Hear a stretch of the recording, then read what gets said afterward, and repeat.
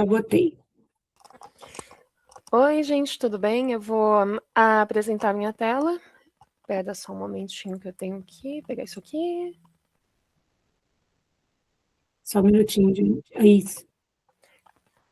Tá todo mundo vendo a tela? Beleza. Eu vou só colocar um temporizador, gente, para evitar que eu me estenda demais no tempo e assim eu não perca a noção das coisas. Beleza. Então, sejam todos muito bem-vindos à minha apresentação. Eu vou falar aqui do RPG como ferramenta interdisciplinar da escrita criativa ao suporte acadêmico. Um interesse bem nerd, né? Acho que posso falar desse jeito. Peraí, deixa eu só ajustar aqui. Beleza. Então,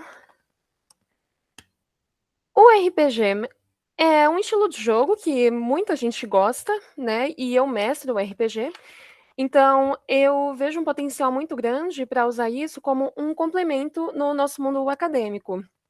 Eu vou explicar com mais detalhes à medida que a apresentação for indo.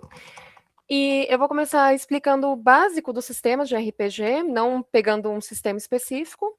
Aí eu vou comentar um pouco em quais áreas acadêmicas ele pode ser encaixado. E aí eu finalizo. Então, para início, estamos todos aqui reunidos. São 11h30 de uma sexta-feira. E então, vocês se deparam com um título da aventura: o RPG como ferramenta interdisciplinar. Mas aí, deixa eu colocar aqui. De repente, vocês veem. Opa! E lá se vai minha introdução, né, gente? E mestrar RPG online é um troço difícil. E algo vem lá no fundo. O que é isso? Já que a minha internet não está carregando.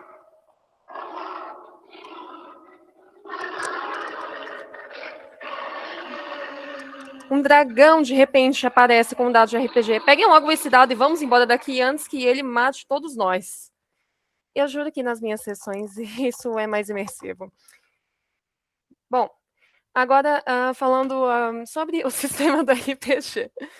Então, cadê aqui esse negócio? Pronto. Ele está meio travado. Então, da apresentação, eu coloquei aqui a imagem do The Elder Scrolls V Skyrim, que é um RPG de mundo aberto muito famoso da minha geração. E a gente está até hoje esperando pelo The Elder Scrolls 6. Então, começando, você está familiarizado com o gênero role-playing game?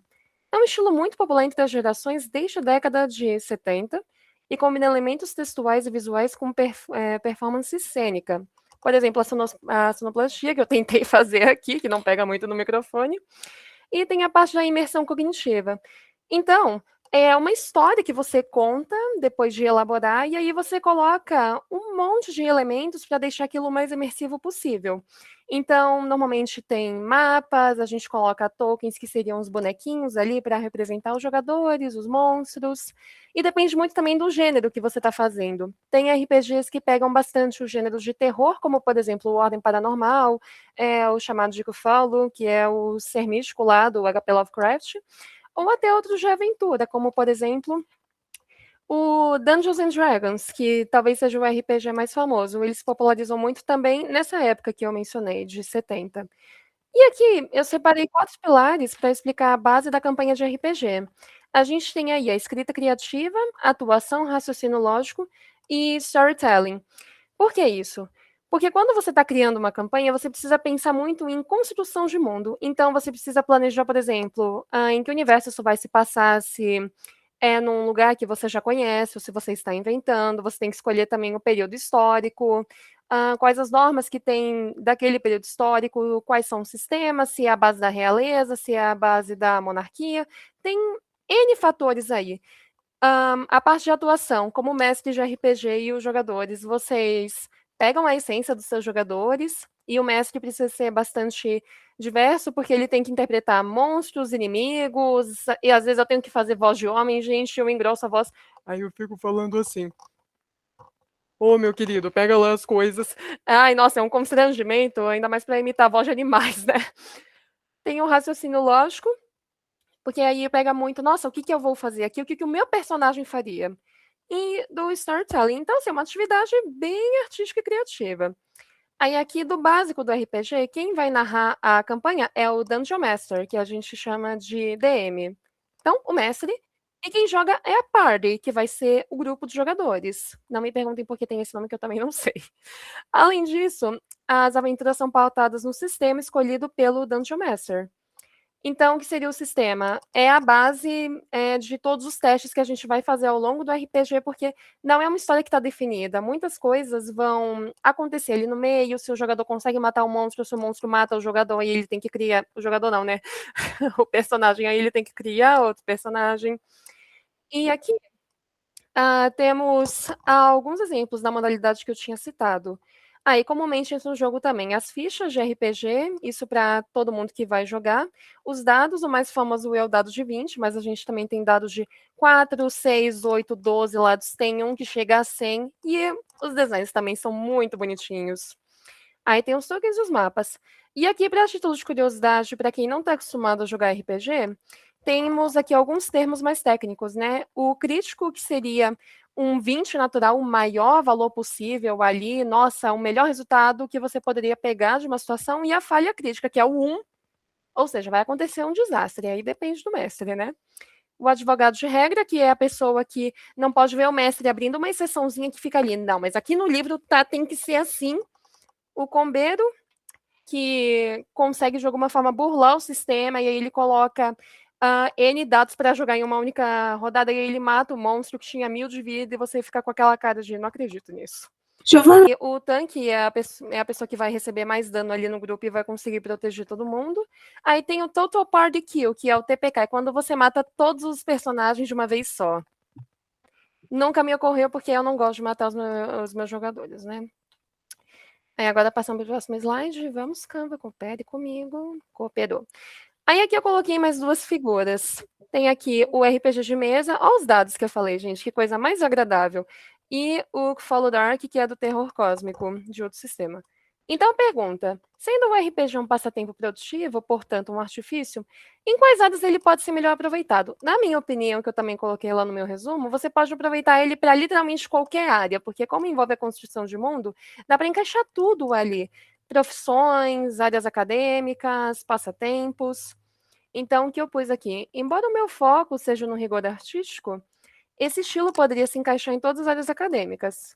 Alguns principais que envolvem as de exatas, que eu coloquei matemática e tecnologia, porque tem muita conta que você tem que fazer no meio para pensar quanto os jogadores estão tirando de vida do monstro, ou quanto de dano que ele está dando em alguma coisa. Tem a tecnologia, porque você tem que mexer com sistemas, deixar tudo certinho.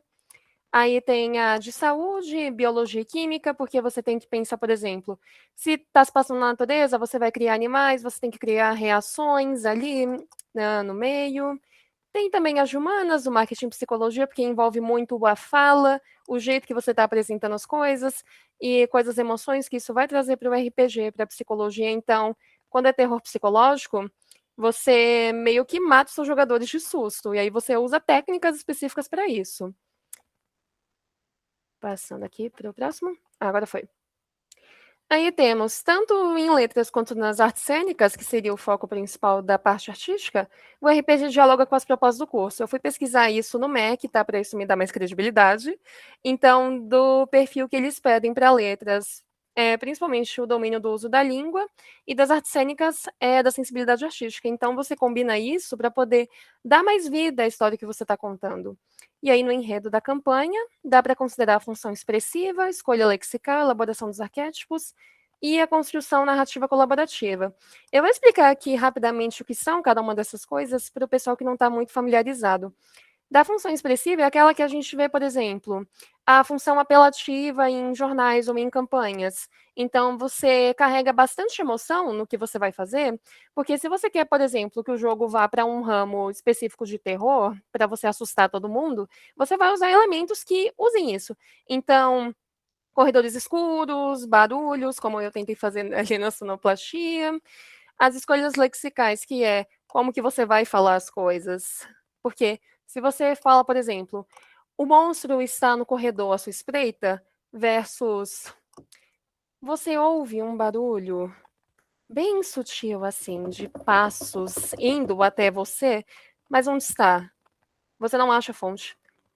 Tá vendo uma pequena diferença? Isso vai, em tese, vai dar mais medo do que eu simplesmente falar o monstro tá ali, porque aí eu vou tirar toda a graça do negócio do terror. Aí tem a elaboração dos arquétipos, que é a parte desses personagens. Então, muitas vezes, quando você não sabe que tipo de personagem você vai criar ou para onde a história vai, você pode sempre ir dos arquétipos, por exemplo, do Jung. Ah, eu quero fazer um personagem que é mais zoeiro, aquele que é do boba da corte, mas eu vou colocar que ele tem ali algumas questões familiares, que na verdade ele é muito mais sério do que aparenta, o mecanismo de defesa, então aí você já vai achando um rumo muito legal para a sua história.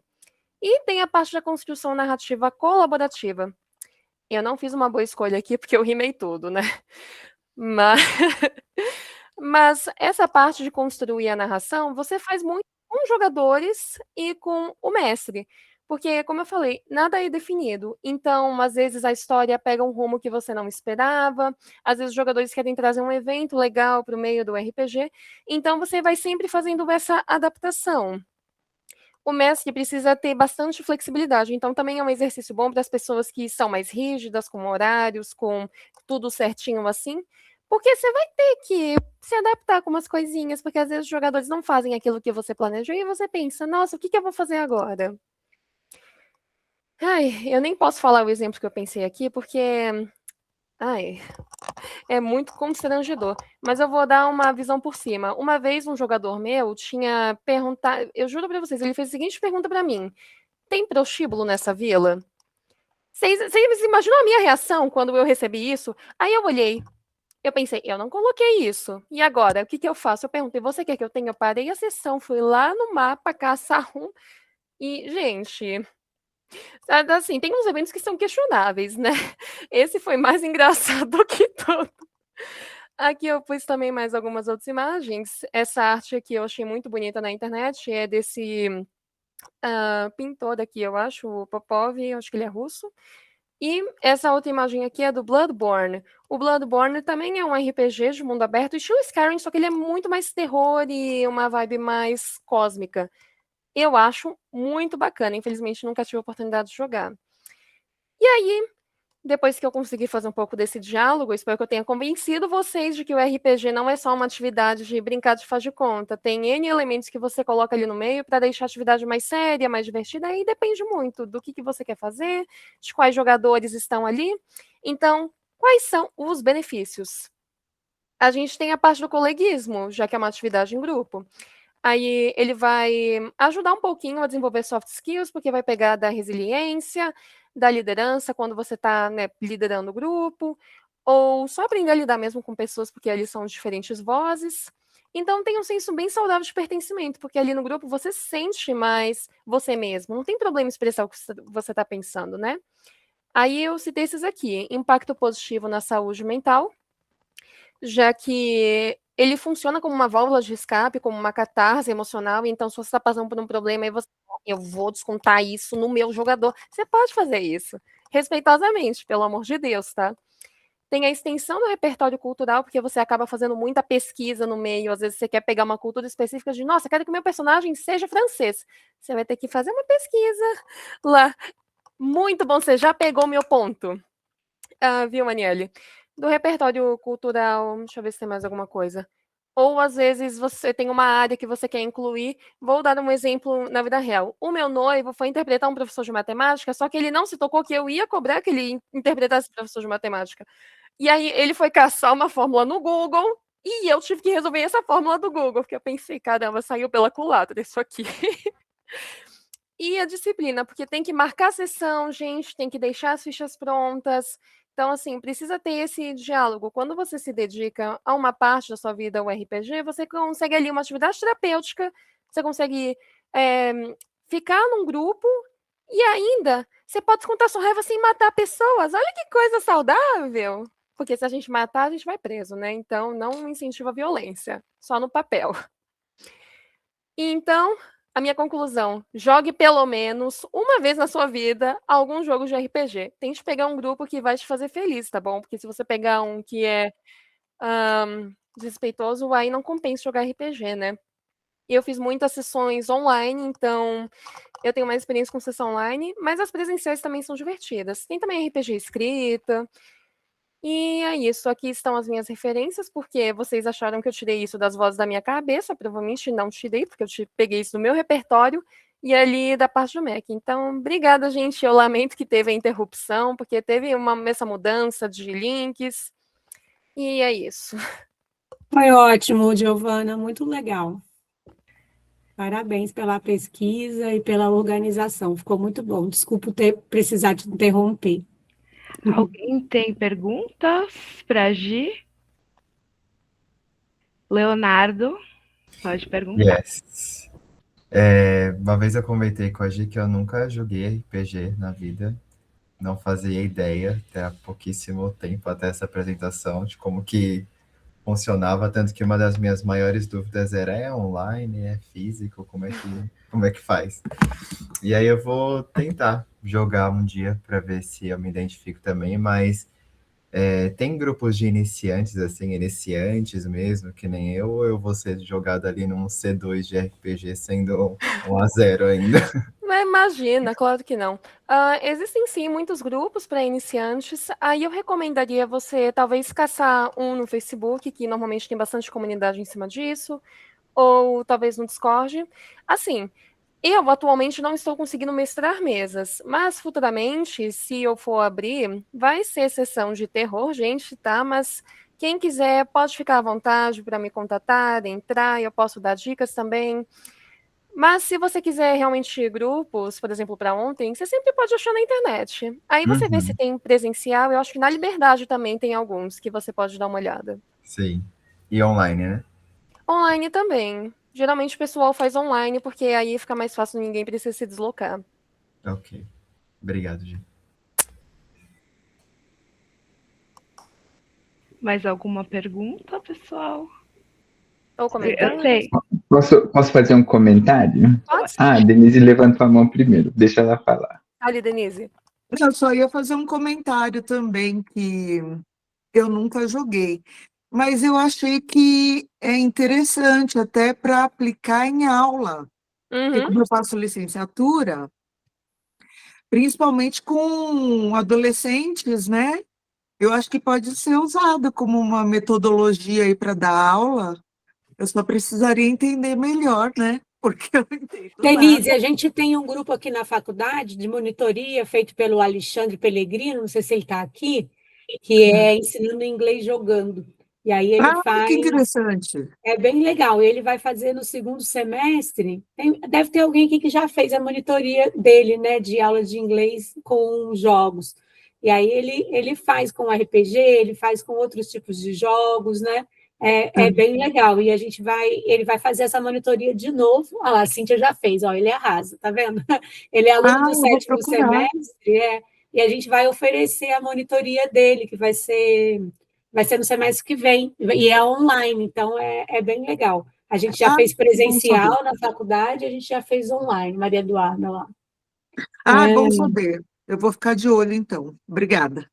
Mas tá adorei, bom. viu, Giovana? Sim. Gente, eu estou vendo aqui no site que tem gente no link errado, porque recebeu. Eu vou colocar aqui o endereço do site, ó. Se você abrir o site, olhar a programação, tem lá os quatro links para os eixos, tá vendo? Você consegue entrar no eixo 1, 2, 3 e 4 com o link certinho, tá bom? Aí, quem tiver no link errado, aqui é o eixo de tradução, é o eixo 4, né? Quem quiser ir para o eixo de ensino, aí o outro, só entrar no site, você consegue trocar o link do eixo lá. Dá tempo Agora, de pegar ainda o comentário do Eric, acho que a pergunta da Luísa? desculpa, Eric, eu que botei um comentário agradecendo você estar aqui, Eric. Eric é professor, trabalha comigo com o Luciano na Faculdade Forte, e ele está aqui com o trabalho com a Aniele também, então fiquei muito feliz de ver vocês dois aqui. Gente, obrigada. Obrigado. Ô, Giovana, parabéns, está muito bom esse trabalho e ele é inspirador. E não é só o fato de jogar, de fato, como a Denise falou, a gente consegue usar em sala de aula, a gente pode adaptar isso daí e usar em sala de aula. Eu uso, por exemplo, uma versão adaptada quando eu dou aula de contabilidade e tomada de decisão. É Olha, super interessante isso. Você cria lá personagens, você cria cenários de crise e tudo mais, e eles têm que se virar nisso daí, com os dados e tudo mais, é bem legal. O dado eu não uso, o físico eu uso de o aplicativo, digital, né? é, mas é bem interessante e estimula bastante a criatividade, que é algo que as pessoas precisam desenvolver mais ultimamente, viu? É por isso o incentivo. Eu vi até que estão já usando isso em sala de aula. Eu nem sabia que tinha já na faculdade que a Simone comentou, então eu fiquei muito feliz com isso. Lu, você ia perguntar alguma coisa? Não, eu ia perguntar só assim, porque você contando assim, eu percebi que tem, né, uma visão assim de mundo que eu acho que também é quebrada dependendo, né, das pessoas que estão jogando, mas eu sinto que tem várias, né, ideias meio problemáticas, né, principalmente nas versões mais clássicas, né, do RPG. Então, né, eu acho que deve ser muito legal ter pessoas, tipo, mulheres jogando, porque sempre foi uma prática, né, mais masculina, mais Uhum. específica de um nicho, e eu vejo muitas pessoas de muitos nichos diferentes jogando. E eu acho muito legal ver como estão transformando isso mesmo, né? Você sente quando você começou a jogar que você falou, nossa, que coisa estranha. Você sentiu, né, no início, nossa, talvez não seja para mim, e aí você percebeu que talvez seja também uma oportunidade de você controlando, você mudar essas narrativas, e como isso é poderoso, né? Uhum. Na época que eu comecei a jogar foi com uns amigos de uma outra cidade ainda, então eles tinham um pouquinho de cultura diferente e eu pensei, gente, o que eu tô fazendo da minha vida? Eu não sei jogar RPG, eu nunca joguei isso.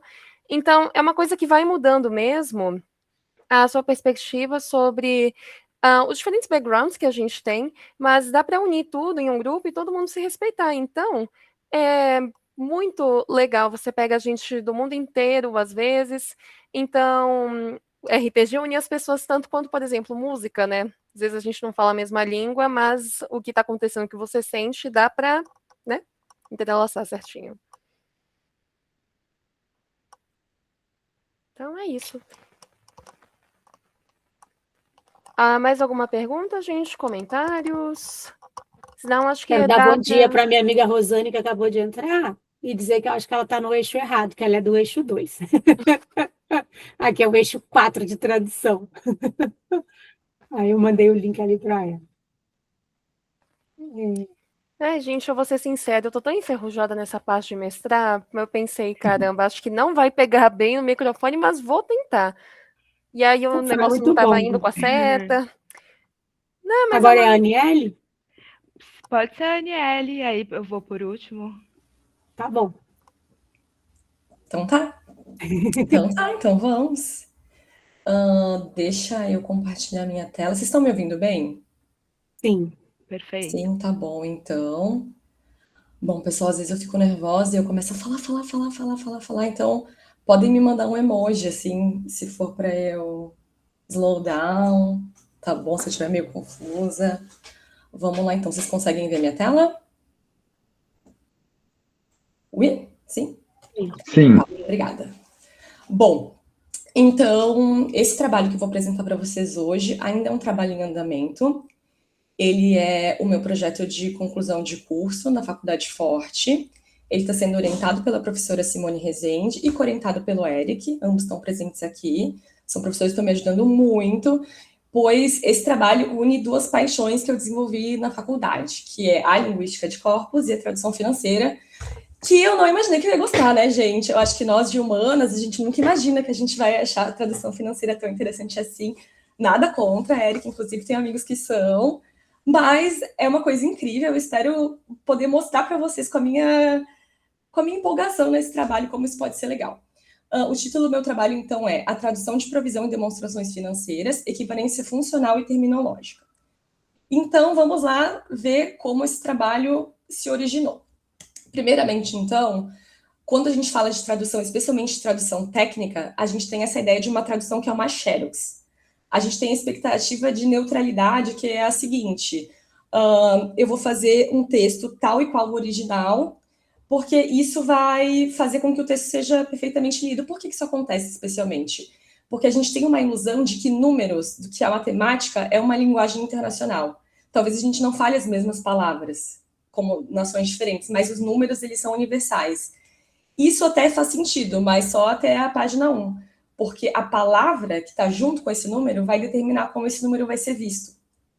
E essa palavra faz toda a diferença. Então, a gente vê que quando a gente traduz de uma língua para outra, uma demonstração financeira, que é um documento super técnico, a gente pensa que é só fazer um xerox que vai dar tudo certo, mas a realidade do mercado é que uma pequena variaçãozinha, que é o que a gente vai ver aqui com a palavra provisão, pode fazer toda a diferença na interpretação da função contábil dessa palavra.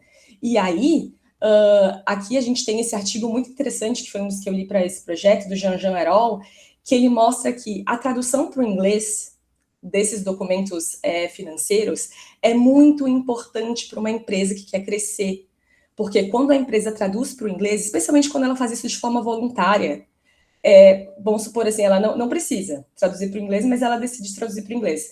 Ela aumenta muito a visibilidade dessa empresa no mercado internacional. E com esse aumento de visibilidade, mais pessoas começam a ouvir falar dela, os analistas de mercado ficam de olho, começam a recomendar mais. Então, é muito importante para essas empresas, é muito importante para crescer. E isso afeta a liquidez, a captação de investimento estrangeiro. Não sei se todo mundo aqui teve aula de tradução financeira, mas no Brasil e no mundo, todas as empresas que são consideradas empresas públicas, empresas que estão na Bolsa de Valores, elas são obrigadas a publicar as informações financeiras delas por questões de transparência. E aqui no Brasil, as maiores empresas também traduzem justamente para trazer essa captação de recursos estrangeiros. Porque, afinal, né, é isso que faz as empresas crescerem. O pessoal não cresce com o próprio bolso, cresce com o bolso do outro. Então, aqui eu entro na parte que fez eu me apaixonar pela tradução financeira, que é a tradução como prática social. Durante o primeiro semestre que a gente teve aula com o Eric, de tradução financeira, nós lemos muitos artigos. E uma coisa que fez eu me apaixonar por tradução financeira é o componente cultural da tradução financeira. O que isso quer dizer? Vou explicar um pouquinho aqui com esse comparativo entre o prescritivismo e o descritivismo. Então, até mais ou menos os anos 1980, toda a área de tradução, não apenas a tradução financeira, focava numa questão de uma fidelidade idealizada. Então, a tradução, ela deve ser o mais próxima possível da língua de partida, para não corromper a obra desse autor. Então, desvios eram vistos como falhas. As pessoas liam as traduções dos outros, julgavam. Isso aqui não tá legal, porque a melhor palavra é essa. Só que aí chegou esse cara, em 1980, ali, pelos 1980, chamado Turry, e esse cara revolucionou tudo. Por quê? Porque ele viu a tradução não mais como um fato da língua de partida, mas como um fato da língua de chegada. Claro, tem que ter as duas coisas, mas isso faz toda a diferença. Por quê? Porque as escolhas tradutórias, isso não só em tradução financeira, mas a localização está aí para mostrar isso, elas são moldadas pelas expectativas de um mercado local, pela cultura, pelas instituições do mercado local. E por que isso faz toda a diferença? Deixa eu só olhar aqui meu próximo slide. Vou falar aqui então. A gente tem que entender que a contabilidade e as leis de um país são regidas por uma cultura. A gente não pode esperar que todos os países tenham, por exemplo, impostos parecidos. Isso é uma coisa, eu sou professora de Business English e eu vejo muito com os meus alunos. Os caras, por exemplo, tentam explicar FGTS. Nos Estados Unidos, as pessoas simplesmente não entendem o que é FGTS, porque eles não têm o conceito de contribuições no sistema deles, tributário. Então, eles ficam assim, tá, mas como assim? Isso é uma coisa que eu estou dando para o governo, mas é para o trabalhador? Eles acham que isso é um esquema. Eles acham isso um absurdo. Então, é por isso que é importante entender que o contexto financeiro dita a função do termo. Porque se eu só coloco FGT como uma contribution, eles vão falar, mas eu não sei o que é uma contribution, então não vai significar nada. E a tradução precisa significar alguma coisa. E aqui, não significar nada vai dar prejuízo de milhões, bilhões. Então, os stakes são muito altos aqui. E aqui, para fechar esse slide, uma quote da Laxinen, que foi uma pessoa que eu li bastante, gostei muito. No final, a gente vai encerrar com ela. E é o seguinte, a equivalência não é descoberta passivamente. Então, eu não vou simplesmente, como um bom tradutor nunca vai só num glossário e esperar que ele vai encontrar lá uma solução mágica, não. A equivalência, ela é socialmente construída, ela é ativamente construída. A gente tem que pesquisar. Nós, como tradutores, como professores, nós somos pesquisadores. Nós amamos as palavras, a gente fica arrepiado falando de palavra. Então, eu acho que por isso que é muito inspirador, foi muito inspirador trabalhar com o Eric, e agora ter o Eric aqui, porque ele abriu minha cabeça para isso, né, para todo esse componente cultural. Então, qual que é o lance da palavra provisão? Existe uma palavra chamada provision. Então, por que a gente não traduz provisão como provision? Bom, aqui a gente entra, então, num conceito do Evans, que é o risco dos rótulos enganosos. Uma correspondência formal, um cognato, uma palavra que traduz perfeitamente, ela não garante uma equivalência conceitual.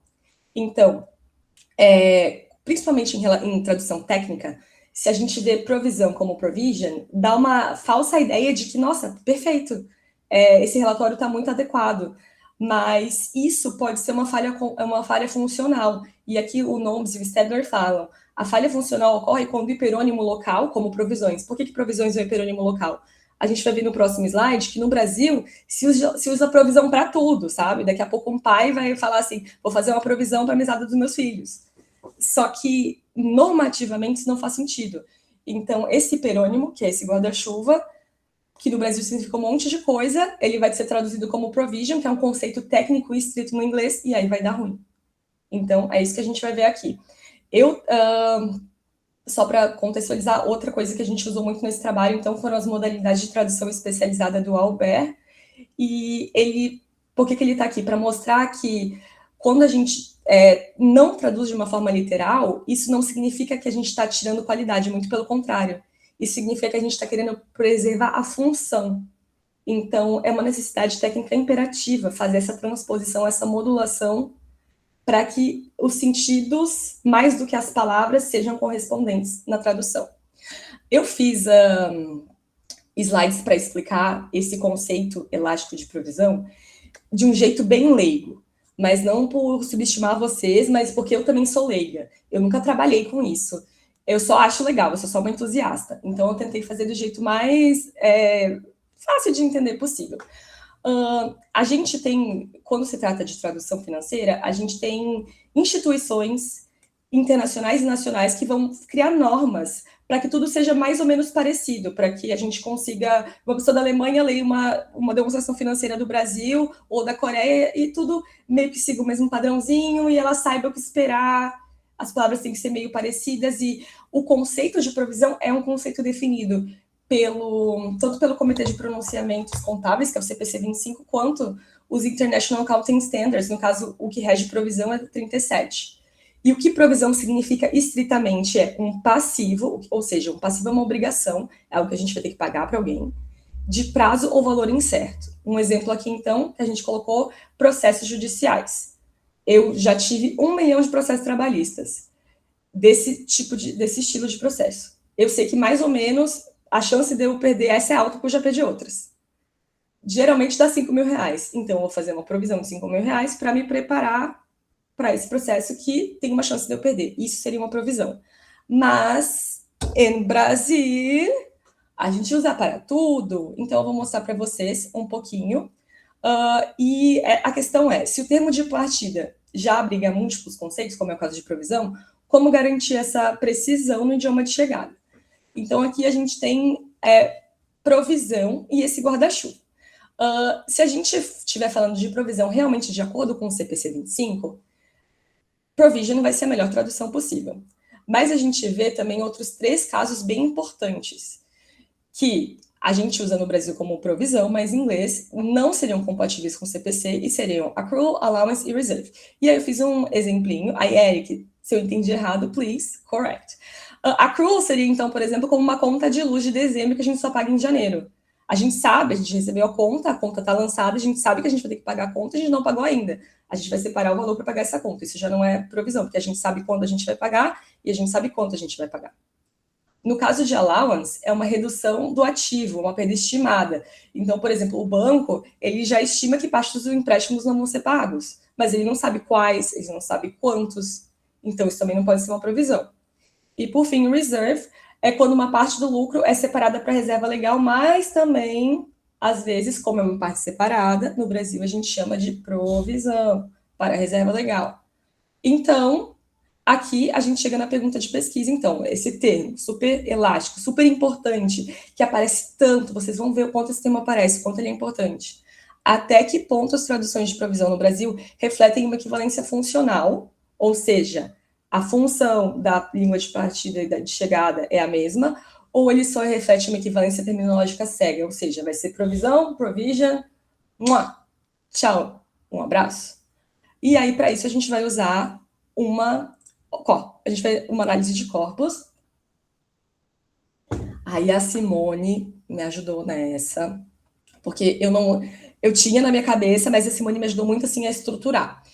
Então, vão ser 2 tipos de análise de corpos, uma análise direta e uma análise de corpos comparável.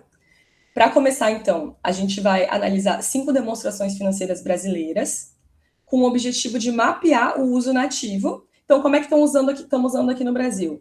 Então, tudo se está sendo usado certo, de acordo com o CPC, ou não está correto, de acordo com o CPC. E é isso, eu não estou dizendo que não quero também dizer que os tradutores estão errados nem nada, nosso objetivo não é esse. Como o Tori falou no descritivismo, é só ver como está sendo usado. Aí, a gente vai pegar essas mesmas demonstrações financeiras em português, mais a versão traduzida do mesmo site, da mesma empresa, e analisar, então. Agora a gente vai analisar. Aqui falou provision, aqui falou provisão, aqui vai falar o quê? Accrual, provision, reserve, a gente vai comparar. E, por fim, a gente vai fazer comparabilidade funcional com o corpus de chegada. Então, a gente vai pegar 5 Form 10Ks, que são essas demonstrações financeiras diretamente dos Estados Unidos, já feito pela empresa em inglês, tipo da Apple, da Oracle, esse tipo de empresa, para estabelecer qual que é o padrão ouro, como é que essa linguagem é usada realmente na forma nativa.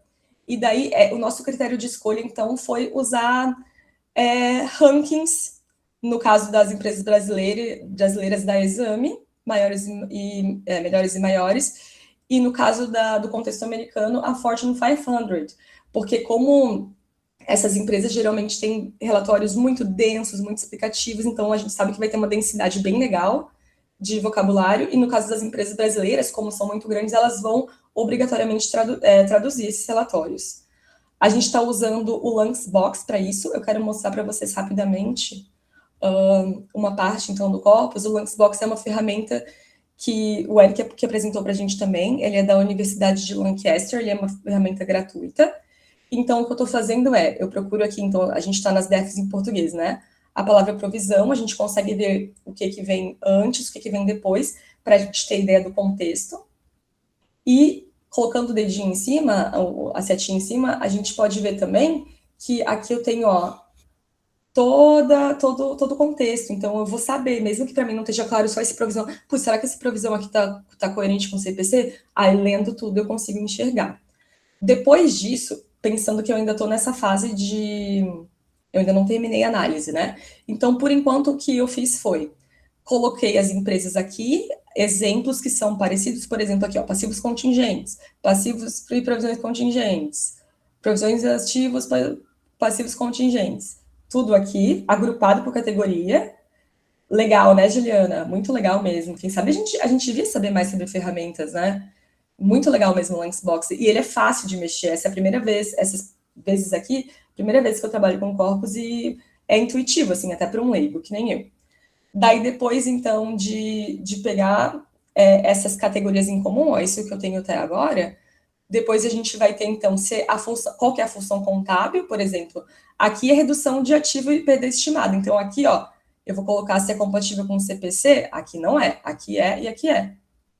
E daí, depois, aqui tem o resto das tabelas que eu criei, mas quando a gente publicar esse artigo, porque a gente pretende publicar depois, isso vocês vão poder ver com mais detalhes. Aqui a gente vai fazer os números das análises, daqui a pouco eu vou colocar daí as defs em inglês aqui, para ver se depois com a tradução continua compatível, enfim, só para mostrar um pouquinho para vocês. E é importante que a gente veja os Lunchbox para ver em contexto, porque se eu só colocar provisão lá, eu posso dizer, a provisão foi dita 380 vezes, mas a lista de frequência, ela pode ser enganosa, a gente precisa ver o valor semântico né, junto para ver, enfim, o que está acontecendo. Então, as nossas hipóteses é que nos Form 10Ks, provision vai ser usado corretamente, accrual vai ser usado corretamente, tudo vai ser usado corretamente porque é a língua nativa que a gente está analisando. Já no Brasil, já temos esse resultado, provisão foi usada de todo jeito possível. Até de mais jeitos do que eu tinha colocado na hipótese. Também foi usado muito como impairment, que vai ser uma coisa que eu vou comentar ali na análise de dados, e também olhar o comportamento tradutório do Brasil para ver se vai tender mais para uma tradução literal ou para uma tradução que foi modulada ali de acordo com o Albert, ok? Então, a gente está na fase agora de processamento, e já dá para retirar, por enquanto, alguma análise de dados, né? Mas não tudo.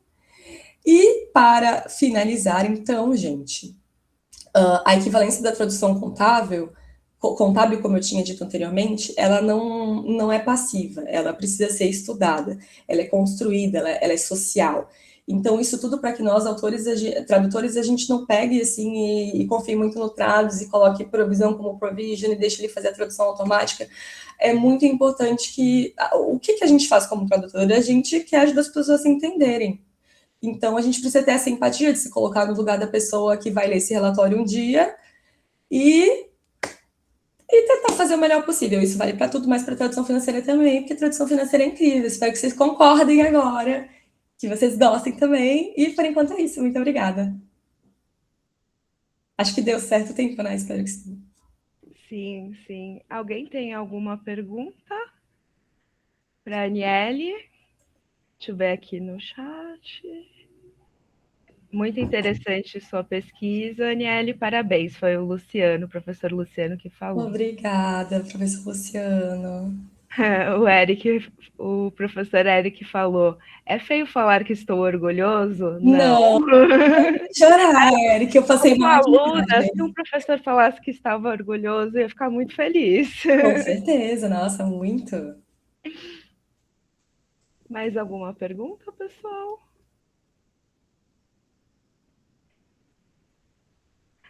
Sim, seria muito bom se a gente tivesse um conhecimento maior sobre essas ferramentas. A Juliana falou, eu trabalho com tráfego aéreo e, assim como em finanças, o inglês é muito técnico e específico. Seria ótimo utilizar essa ferramenta também.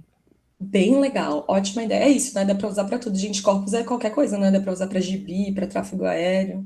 Essa que é a maravilha da coisa. Quem falou do tráfego aéreo, tem um artigo, eu acho que é da Traditerm de 2020, que fala sobre segurança nessa parte da aeronáutica aí, e usando linguística de corpos.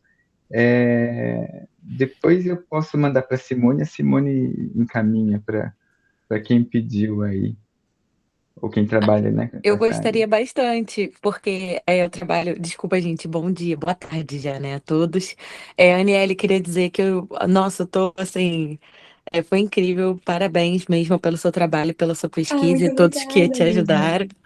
E realmente seria muito bom, porque eu sou controladora de voo, mas eu trabalho nessa parte de inglês também. A gente participa de seminários com outras organizações, a FAA, a ICAO, que é a Organização Internacional de Aviação. Então, tem muitos termos assim, e eu participo dessas reuniões como intérprete também. Tanto português e inglês, como inglês e português.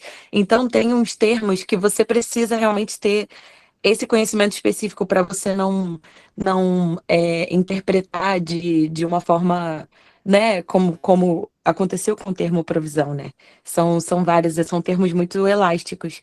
Então, assim, professor Eric, eu gostaria muito se eu pudesse enviar para a professora Simone e ela me enviar, seria de grande valia. E muito obrigada a todos. Parabéns. Parabéns. Eu acho que podemos seguir para a próxima, que sou eu. Então, quem vai ser a próxima? Eu. Então, vou apresentar aqui. Eu te dou apoio, Lu, quando você apresentar. Obrigada.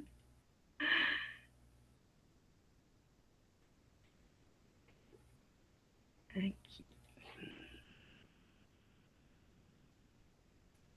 Então, essa apresentação vai ser sobre um trabalho que eu fiz no ano passado, primeiro ano de tradução pessoal. Então, tenham isso em mente, mas foi um trabalho que a gente fez para a matéria do professor Luciano e que a gente precisava encontrar algum texto do inglês que tivesse essa característica de apresentar a linguagem informal, a linguagem, né, marcada, que está fora dos padrões, né, ditados como corretos, né, pela variedade de elite. Então, eu já fui logo em mente para uma pessoa, uma comediante britânica que eu gosto muito, que é a Catherine Tate. Não sei se alguém conhece ela. Ela é bem famosa nos Estados Unidos. Ela tinha um programa de sketches que depois eu vou falar um pouquinho mais. Mas foi essa a minha ideia. Então já que é para usar, né, linguagem informal, vamos pegar uma personagem cuja característica é exatamente falar com uma linguagem informal muito marcada e muito dentro do contexto de Londres. Então, eu coloquei ela aqui, né? Que a minha ideia é abrasileirar a Catherine Tate. Então, eu coloquei ela aqui, né? No barzinho, que é uma coisa bem brasileira, no começo da minha apresentação, só para, né, ter essa representação visual e do humor, porque é humor. Então, a ideia, né, falar a introdução, ela aqui, eu me diverti muito fazendo. Então, ela aqui com a Ayrton Senna, né, que é aqui em São Paulo, ela, né, tirando foto como se ela estivesse turistando. Então, vou falar um pouquinho sobre esse problema, né, que eu criei para mim mesma, contar um pouquinho quem é a Catherine Tate, falar um pouquinho desse contexto cultural e do estereótipo, né, que ela é uma paródia, mas também é uma crítica social, né? O personagem dela, que foi um estereótipo, eu sou dos anos, cresci, né? Fui adolescente nos anos 2000 e era muito vigente, assim, esse estereótipo britânico do chave. Tem até o comediante Sacha Baron Cohen, que ele fazia, né, o Ali G, que era a versão dele masculina. E eu gosto da Lauren porque ela é a versão feminina desse, né, grande pastiche desse estereótipo. E aí vou explicar, né, qual que foi meu alvo, que é o dialeto periférico paulistano, e depois mostrar um pouquinho como foi essa, né, essa tradução dessa sketch que eu escolhi.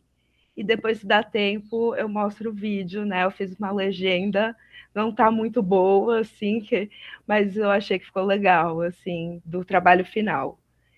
Então, né, qual foi o desafio? Traduzir um texto humorístico repleto de marcas culturais expressas por meio de particularidades linguísticas de um dialeto local.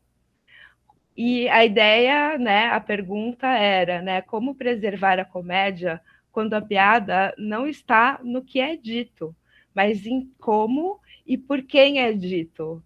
Então, o humor está muito mais, né, no jeito que ela fala, no sotaque, no jeito dela de se expressar, que é muito característico, do que exatamente nas palavras. Então, né, o humor surge da quebra de expectativas e do choque entre classes sociais, né, na sketch original. E o dialeto fonte, né, chave, que depois eu vou explicar um pouquinho, é fortemente estigmatizado no Reino Unido.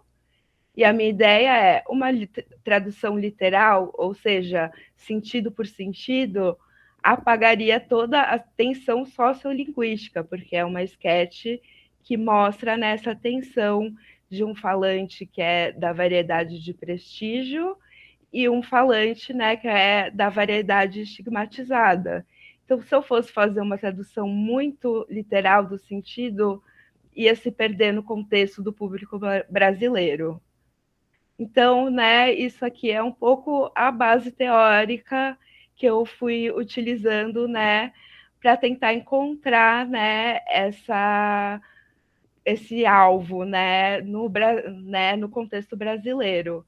Então, eu pensei, né, na dicotomia tradutória do Schleiermacher, né, que é bem antiga, 1813, e ele fala, né, desse paradoxo. Ou você pode estrangeirizar a sua tradução e manter, né, o foco no autor da obra original e preservar os elementos culturais e linguísticos do texto-fonte, ou você vai para o outro lado, que é a domesticação, que é adaptar as referências culturais para a realidade do leitor da língua de chegada. Então, né, a estrangeiração era um polo e a domesticação outro polo. E aí vem, muitos anos depois, mais de 100 anos, o Homi Bhabha, que é um pensador, né, da tradução indiano, em 1994, e aí ele faz essa visão, né, moderna, depois de tudo, né, que se passou, de toda a experiência de tradução histórica, e aí ele, né, vai falar que, dependendo do contexto, uma tradução cultural, uma tradução estrangeirizada pode soar rígida, literal, e pode alienar o público de chegada. Enquanto a domesticação pode ser uma alternativa, né, que é híbrida, localizada, que vai ressoar com o público e também vai estar dentro da sobrevivência e capacidade de difusão dessa obra. Como que eu vou trazer o universo da Catherine Tate para o público brasileiro, que não é que nem eu, que fica muito tempo na internet e tem já o meu algoritmo, né, para esse tipo de humor, para, né, o humor britânico, para culturas de vários mundos, não é a mesma referência que a minha. Então, a minha escolha foi alterar os significantes de origem, buscando equivalentes na língua de chegada para decodificar o contexto cultural dentro de uma questão universal, o conflito entre classes sociais. Então, manter isso em mente durante a minha tradução e tentar, né, pesquisar. E aí, o meu próximo passo, né, primeiro deixa eu fazer um contexto, né, sobre a Catherine Tate. Ela é uma atriz e escritora inglesa. Ela nasceu em 1969 em Londres e ela alcançou fama com o programa The Catherine Tate Show, que foi ao ar de 2004 a 2007 no canal BBC Two e teve 3 temporadas. E o show foi um grande sucesso de público e crítica, com picos de audiência de 4,2 milhões de telespectadores na sua 3ª temporada, que, pensando, né, na época que já era diferente e no público teve muito sucesso. E a partir, né, das redes sociais, dos cortes, do TikTok, ela meio que voltou esses personagens, que no programa ela faz vários tipos, vários personagens. Então tem a Lauren, que é esse estereótipo, né, da cultura-chave, mas também tem a dona de casa bem rica, de um lugar específico da Inglaterra, que, né, o drama dela é que ela não tem o queijo tal, então ela vai brincando. Tem uma senhora que também tem um sotaque específico de um lugar dos Estados Unidos, então ela vai reconhecendo essas diferenças entre sotaques, né, dentro da cultura dela. Ela vai pegar, né, a cultura dela, ela não vai pegar a cultura dos imigrantes, né, que estão lá convivendo, de todos os lugares do mundo. Ela não vai fazer esse estereótipo, ela vai fazer um estereótipo dentro, né, do lugar de fala dela, digamos assim, que é a cultura britânica e bem específica da Inglaterra. Ela não vai, né, ter um estereótipo de um irlandês, e se tiver vai ser um ator irlandês. Ela não vai ter um estereótipo de um escocês, e se tiver vai ser a visão de um ator escocês. Então a ideia é brincar, mas a gente está rindo de nós mesmos, né? Então o humor dela baseia-se muito nessa variação linguística né, tem essa sátira dos estereótipos sociais e das tensões de classe e a desigualdade na cultura britânica. E aí ela é muito boa, né, de selecionar esses traços fonológicos exagerados, e a partir disso ela constrói identidades. A gente tem que pensar que é um programa de esquete, que está no contexto, né, de competição, então precisa ser uma coisa rápida, que o público reconheça, né? A gente pode pensar aqui no Brasil, um grande exemplo seria Chico Anísio, com, né, as sketches dele. Você olha para a pessoa, já sei qual é a história dela, qual é a origem, o que, né, que ela vai contar. Então é muito rápido e muito, a pessoa se identifica muito fácil, porque faz parte, né, da gente reparar. Todo mundo repara nas diferenças, né, e nas particularidades do seu local, do seu, né, da sua cidade, do seu país. Então era essa a ideia dela. E aí, né, a estereotipagem, a gente pode pensar no Labov, que era, né, o sociolinguística variacionista, em 72, ele fala, né, que a estereotipagem são os tráticos linguísticos, pronúncias ou palavras, que são alvos de forte estigmação e reconhecimento consciente.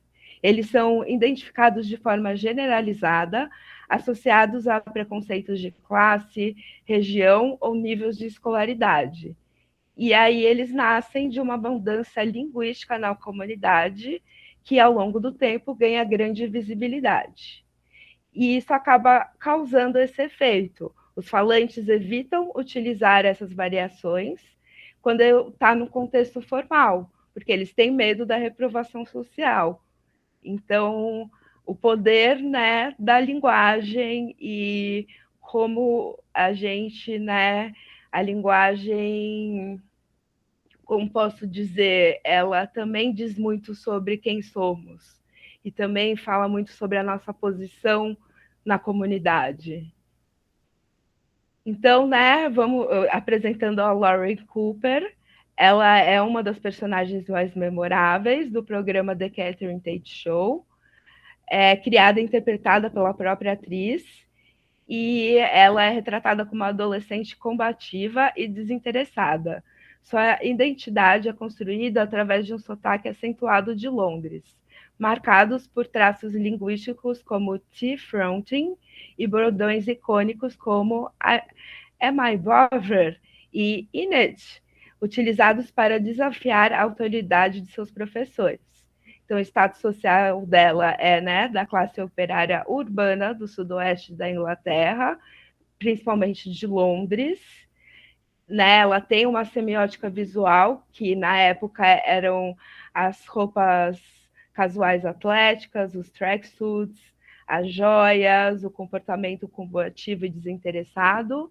Tem o estigma, né, que isso foi muito legal, que eu aprendi, que o termo chave é pejorativo e é usado na mídia para culpabilizar indivíduos de baixa renda, mascarando problemas estruturais.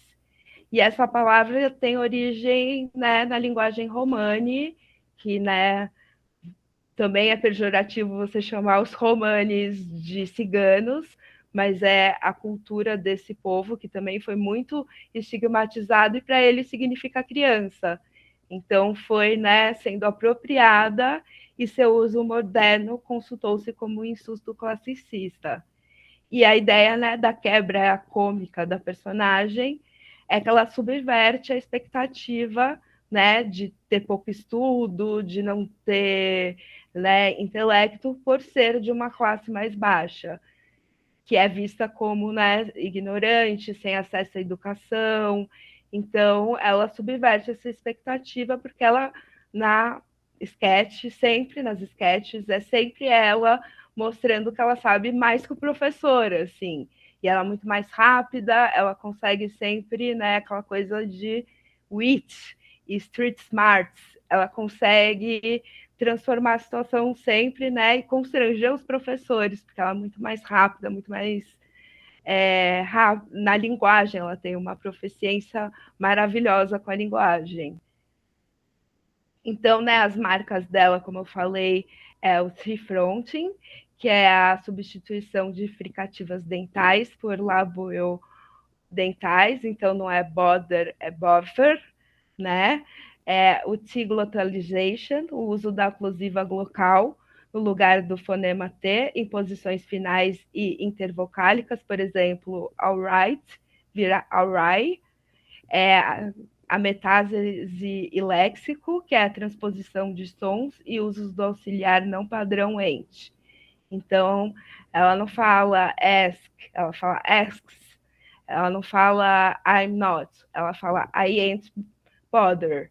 Então, essa ideia, né, de isso ser muito vinculado com uma parcela, uma comunidade de fala que é excluída, que é estigmatizada na sociedade de Londres principalmente.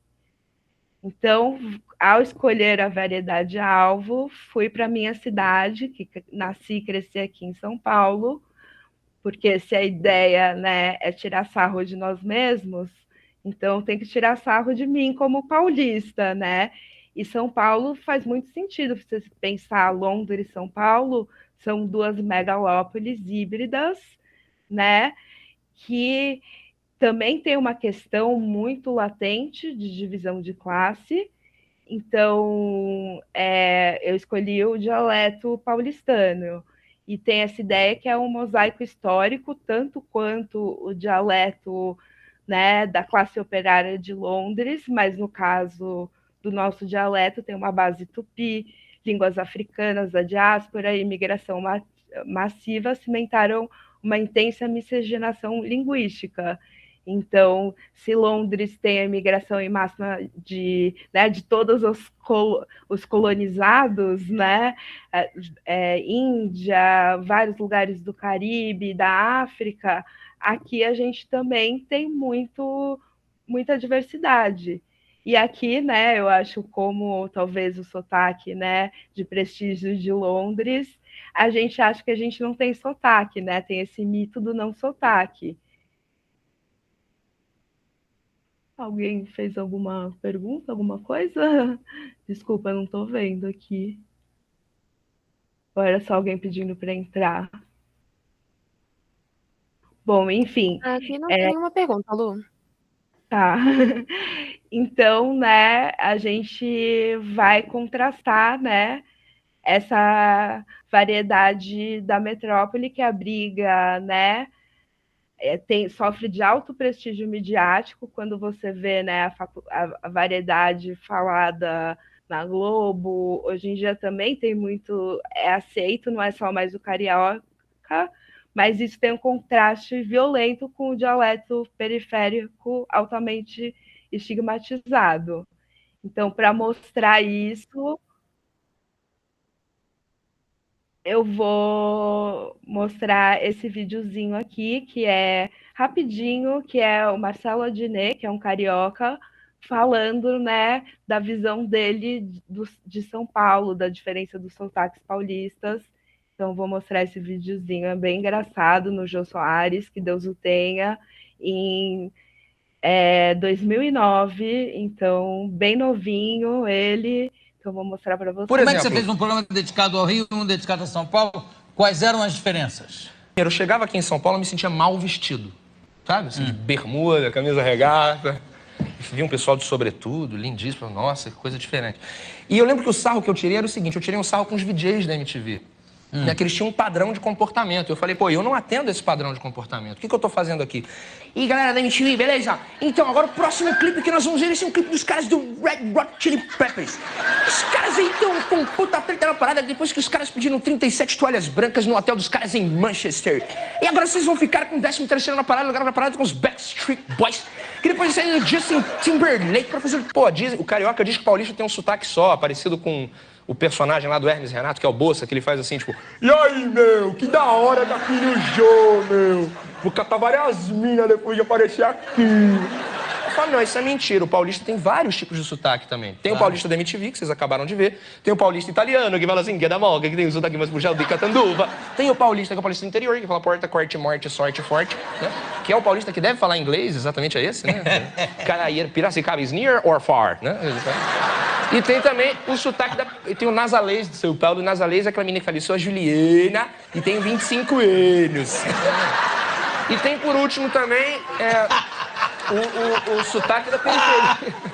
Sotaque da periferia de São Paulo, que na periferia de São Paulo a voz das pessoas vai ficando grave. Posso usar esse microfone aqui? Pode, claro. Que a voz das pessoas na periferia de São Paulo vai virando tipo... E aí, mano, tudo certo, mano? Inclusive, mano, quando eu falo assim com essa voz, dá mó vontade de rimar, certo? Mais ou menos assim, ó. Eu sou entrevistado, você é um entrevistador. É um prazer estar aqui no programado Jô. Então, mais ou menos, né, isso, eu já tinha visto esse vídeo, mas quando eu fui ir atrás, né, de pesquisa sobre a variedade paulista, agora, desculpa, eu não vou conseguir pegar, mas na tese que eu peguei, eu achei esse vídeo, eu achei muito legal, porque era exatamente isso que eu estava procurando, né, como essa visão do humor, como tirar sarro, de um jeito que eu sinto que não é desrespeitoso, não é problemático, mesmo uma observação da língua, assim, eu acho que não tem julgamento de valor. Então, a gente percebe, né, algumas características do português, né, informal, né, da linguagem informal de São Paulo, que, né, tem essa fonética, o R, o retroflexo, fortemente favorecido por bairros periféricos, acompanhado por um tom de voz caracteristicamente mais grave e rotacismo, que é isso que ele falou, né? Aquela coisa, e aí, mano, beleza?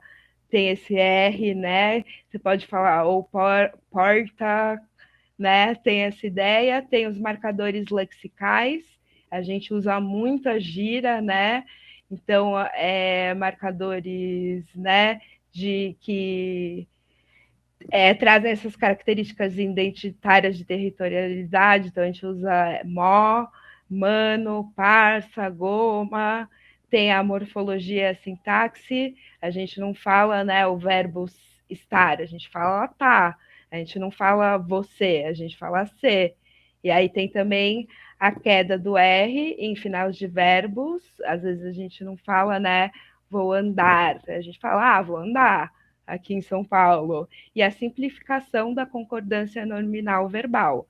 Então, a gente fala, os meninos, a gente fomos, não tem que concordar todos os termos da oração, e isso é muito comum, todo mundo fala assim. Até, né, pessoas que estão na faculdade de letras, no nosso dia a dia, cada contexto exige, né, um tipo de escolha. Então, você está num contexto altamente informal, você não vai falar o português correto, padrão. Então, essa é a ideia, né? Então, eu fiz até uma tabelinha pensando, né, nas equivalências. Então, o contexto geográfico,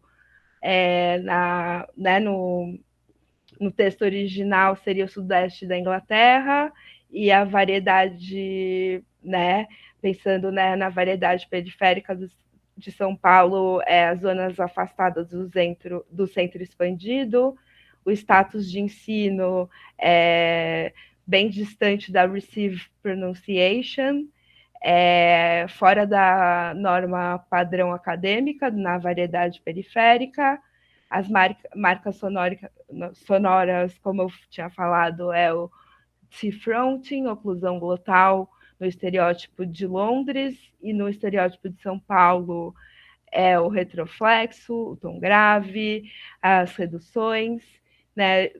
O estigma social do estereótipo chave são um pouco cultos, agressivos, e a variedade periférica é bem parecido também, né? É a classe baixa, eles são menos articulados, eles não falam português direito.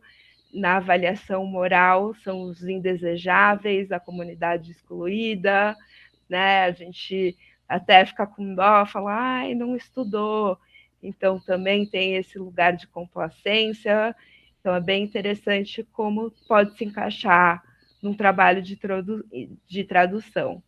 Então, alguma das traduções, né, que algum dos termos que eu queria comentar é, por exemplo, o termo alright, que na tradução eu usei a gíria salve, que a gente usa, né, tipo, salve, para cumprimentar alguém aqui em São Paulo, é uma gíria que ambas são expressões informais de saudação.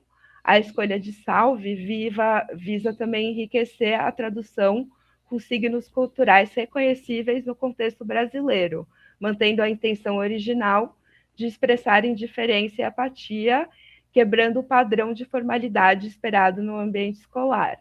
Aí outra palavra que eu não conhecia é brethren, que é uma palavra do inglês arcaico, que foi para as colônias, chegou na Jamaica, da Jamaica voltou para o Reino Unido e hoje em dia, né, foi apropriada também pelo pessoal, né, da classe operária, e significa, né, os associados, os amigos. Então, essa ideia, aí eu pensei, né, em São Paulo, que é parça, que é a contração de parceiro, que é um equivalente ideal por ser amplamente utilizado em contextos informais paulistas e remete muito à cultura, né, paulistana, ao contexto urbânico e periférico de São Paulo, porque a gente está sempre fazendo negócios. Então, né, o parceiro que se iniciou com que tem esse efeito forte, né, no mundo de meu parceiro de negócios, vira também meu amigo, uma pessoa muito próxima. Então é muito interessante. E aí, né, o bordão dela, que é My Border, que a tradução eu pus, né, que para mim é muito de São Paulo, você tá me tirando? Que, né, o bordão original é uma pergunta retórica que expressa despreocupação, agressiva e desafio. Ela está, né, sendo afrontosa. E tá me tirando é uma gíria paulista que expressa descrença, irritação ou surpresa diante de algo inaceitável, possuindo um efeito similar de agressividade cômica dentro do contexto brasileiro. Então, essa foi a minha ideia, né?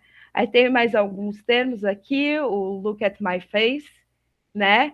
Que ela fala, né? É uma afronta, né? Look at my face. Lauren usa a expressão original para enfatizar seriedade ou como uma ameaça.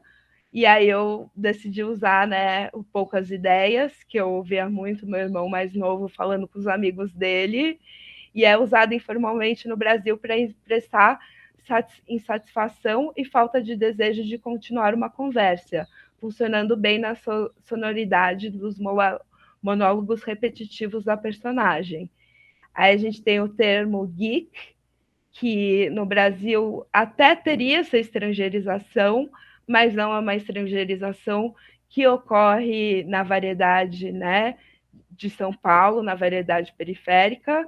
Então, na minha pesquisa, eu achei muito mais o termo nerd, alemão, que seria, né, alguém muito fora desse contexto, muito formal, muito, né, num contexto muito mais formal, e o nerdolas, né, que também é outra variação mais nova e que também é mais pejorativa, né, porque ela está xingando o professor de geek.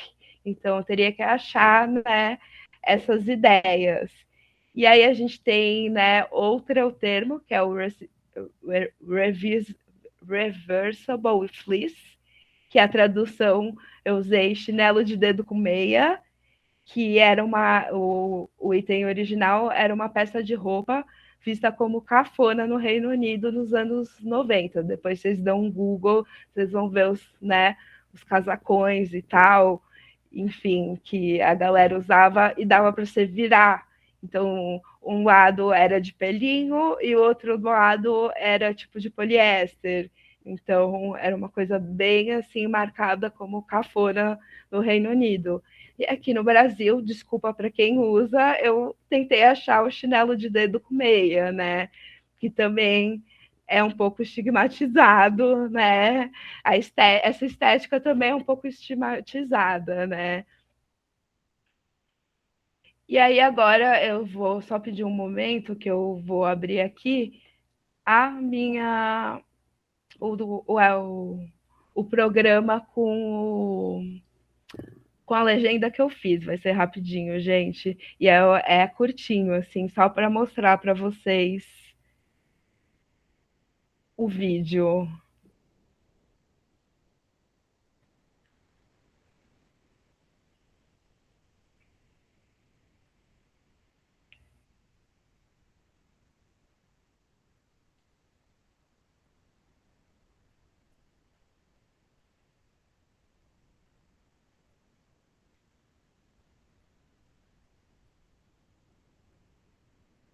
Não sei se vocês vão reconhecer aqui esse programa que eu não tenho pago, então eu não consegui baixar. Então pensei, vai no programa mesmo. Me avisem se vocês conseguirem, não estiverem conseguindo ouvir.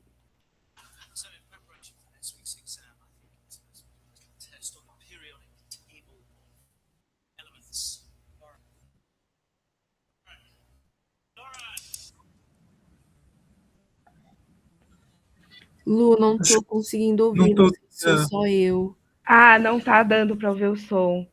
Talvez seja Não. porque eu tô de fone, só um momento. Vamos ver, agora deu?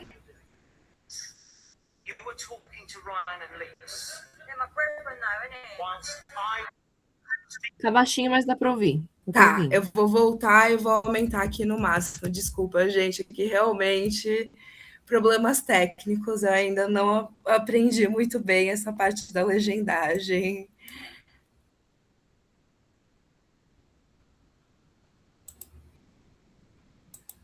So in preparation for next week's exam, I think it's best we do a little test on the periodic table of elements. Lauren. Lauren. Lauren! Alright. Just Lauren. Alright. What on earth do you think you're doing? O mim não está aparecendo, não sei se para os outros também está assim. Ah, agora sim. Ah, agora tá. Ah, que não pode ser tela cheia. Bom, gente, eu acho que não tá muito legal. Eu vou tentar fazer de um jeito mais legal e aí eu tento compartilhar com a Simone para vocês verem. Eu sabia que talvez não daria certo, eu realmente fiquei tentando muito, mas eu não consegui desvendar essa parte ainda da tradução, dessa parte, né, de vídeo, assim. Mas é basicamente isso. Foi esse o trabalho. Desculpa o problema técnico. Ah, tá tudo bem. Se você precisar de ajuda depois com o CapCut, você me avisa, mas tá, acho que eu te dou uma mãozinha, tá, Lu? Ah, tá ótimo. Muito obrigada, Gi. Disponha. Alguém tem comentários, perguntas? Se não tiver, eu tenho um comentário para fazer. Desculpa ter passado do tempo também, que eu me empolguei e eu nem olhei o chat. Mas tudo bem. Bom, já que ninguém falou nada, essa moça que você falou, eu até salvei para ver mais tarde, me lembrou uma comediante que eu também gosto muito. Eu acho que ela é britânica. E ela faz uma personagem chamada Lucy. Aí tem o vídeo aqui dos shorts, que é ela pegando uma pergunta do público e respondendo. Já vi, ela é muito boa. Ela faz, né, comédia, assim, stand-up. Ela é muito boa mesmo. Eu gosto também do sotaque dela e achei muito interessante como que você trouxe o jeito que ela fala, né, das gírias.